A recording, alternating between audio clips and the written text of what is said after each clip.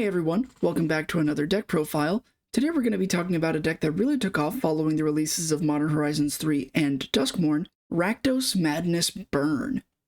The core strategy of Madness Burn is actually really simple. You have Madness spells that want to be discarded so that you can cast them for a reduced price, and so you pair them with powerful spells that cause you to discard cards either as an additional cost or part of their effect. The line of play is actually really simple. You cast a spell that causes you to discard a card. For example, grab the prize. Then, you discard a Madness card. Madness cards notably go into exile when you discard them rather than the graveyard. When you do this, you choose right then if you're either going to cast it for its Madness cost or send it to the graveyard. If you pay the Madness cost, you cast the spell right then, ignoring any timing restrictions. This means if you discard Alms of the Vein at instant speed, you can cast it for its Madness cost at instant speed. This allows you to essentially double dip on spells, casting a draw spell and a Madness burn spell at the same time over and over, overwhelming your opponents. As for the discard spells we actually play, Faithless Looting is obviously one of the most powerful cards ever printed, allowing us to draw 2 cards first and then discard 2 cards afterwards, meaning that we can see what new information we might get off of our draws and then making our choices accordingly. Grab the Prize is incredibly powerful, allowing you to shock your opponent when you discard a Madness spell. Highway Robbery has the ability to be plotted in advance, meaning that if you're ever in top deck mode, or if you don't have a good discard on a given turn, you can set it up for later, or potentially in a really long-running game, just sacrifice a land to it instead. Lastly, a new addition from Tarkir Dragonstorm, Stormshriek Feral. This card's Omen spell doesn't have exactly the same power as we're looking for in the other cards. However, its ability to turn into a fireball in a really long game where you have like 5-7 mana floating around and it just turns into a big flyer is potentially something to consider. Next up, we have the actual Madness spells that we want to be discarding. Kitchen Imp is incredibly powerful. A 1 mana 2/2 flyer with haste means that it's going to hit the ground running, and it crashes into just about every other flying creature in the format, sans core Skyfisher. Fiery Temper, simple enough, is just a lightning bolt when you discard it, and Alms of the Vein allows you to drain your opponent for 3 life for 1 mana, being an incredibly powerful light swing. Lastly, Sneaky Snacker from Modern Horizons 3 technically doesn't cast when you discard it, but it plays itself for free after you've drawn 3 cards in a turn, and considering that all of our discard spells cause us to draw 2 cards, more often than not this card will be coming back over and over and over again, sort of like a diet Bloodghast.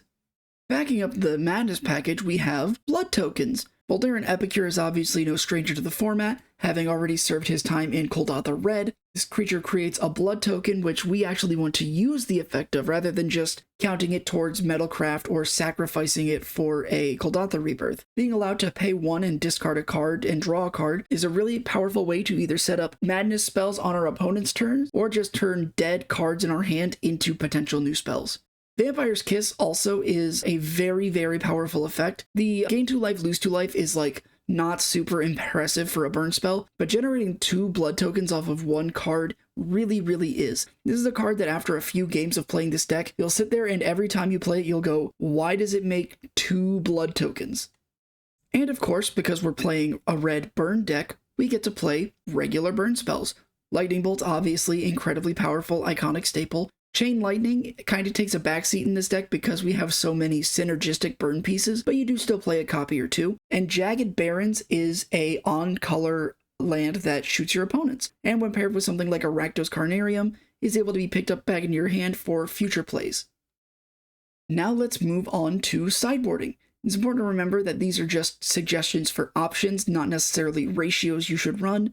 It's important that your sideboard changes with your local metagame, so on and so forth, etc., etc. First up, this deck has access to all of the really good combo breakers in the format. Duress, obviously, being able to rip non-creature cards out of your opponent's hand means that you can disrupt combo decks or control decks like Golgari or Tron or High Tide really, really well. Nihil Spellbomb interacts really well against both decks that are trying to replay refurbished familiars over and over with effects like Blood Fountain, as well as Dredge and its graveyard combo associates. And then lastly, Trespasser's Curse, not as popular given the current climate of what combo decks are doing. However, if you're ever in a situation where you're up against decks that are trying to bounce their own creatures or just play a critical mass of creatures, This can be really good at giving you the tempo necessary to kill them before they go off. This is good against decks like the pure version of Walls combo, or elves, or even like fairies trying to ninjutsu creatures over and over again. Because we're playing a red deck in Pauper, of course we have access to the red blast spells.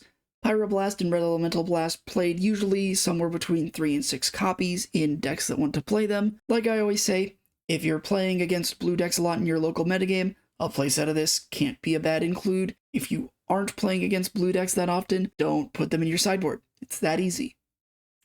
Because we are in red, we have access to very powerful artifact removal. Cast into the Fire is very good against both the artifact lands that are indestructible, as well as cards like Refurbished Familiar that your opponents will probably try to bring back from the graveyard with cards like Blood Fountain. Smash to Smithereens is a artifact removal option that, while not as 100% dead and gone as Cast into the Fire, allows you to keep up the pressure from your burn win con without losing too much in your sideboard. You're not losing your burn opportunities by siding out burn cards for Smash to Smithereens, functionally. Because you're in red and black, you have access to the best sweepers in the format. End the Festivities, and to a lesser extent, the Lost Caverns of Ixalan card, I believe it's Tectonic Hazard. Deal 1 damage to each opponent and creatures they control. Very, very strong against elves, fairies, goblins, so on and so forth.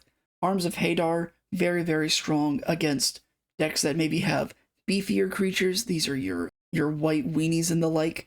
And Electrickery is an instant speed sweeper if you're wanting to leave mana up for those sorts of interactions. Lastly, we have Extract a Confession.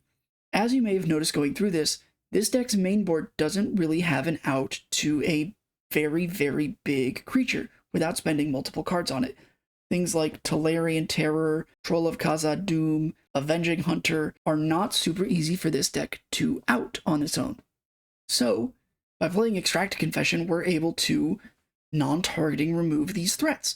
In addition, because the Madness spells all have inflated main mana costs with the intention of being discarded for their intended Madness cost, it's not very hard to hit a Collect Evidence 6 off of just like 1, maybe 2 cards.